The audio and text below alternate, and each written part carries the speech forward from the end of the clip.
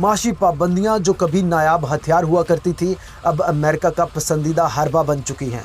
रूस, Iran, Venezuela, हत्ता कि तुर्की जैसे इत्तेहादी भी अमेरिकन माशी जंग का जहर चख चुके हैं।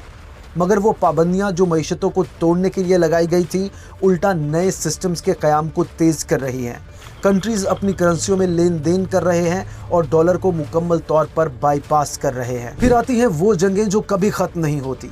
इराक से अफ़गानिस्तान, शाम से यूक्रेन तक, हर जगह अमेरिकन मिलिट्री इंडस्ट्रियल कॉम्प्लेक्स के निशानात मिलते हैं।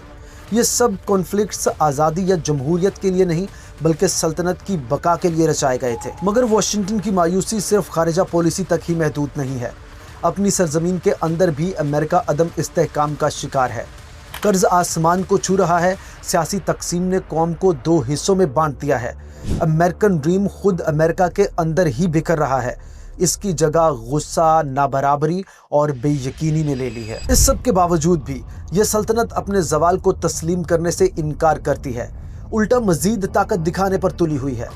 इत्तेहाद सख्त किए जा रहे हैं, नेटो को वुसअत दी जा रही है और हरीफों को फौजी घेरे में लेने की कोशिशें की जा रही है। ज़बान पर जमहूरियत का राग है, मगर रवैया वही एक ऐसी सल्तनत का जो ताकत बांटने को तैयार नहीं।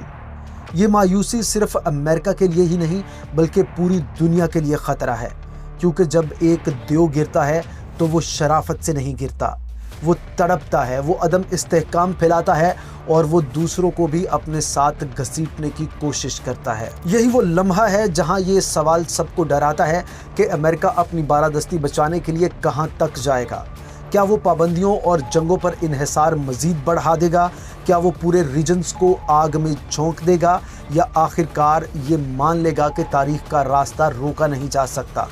कोई भी सल्तनत चाहे कितनी ही ताकतवर क्यों ना हो, हमेशा कायम नहीं रह सकती। अगर तारीख़ हमें कोई एक सच्चाई सिखाती है तो वो ये है कि हर सल्तनत ये यकीन रखती है कि उसकी हुक्मरानी हमेशा कायम रहेगी।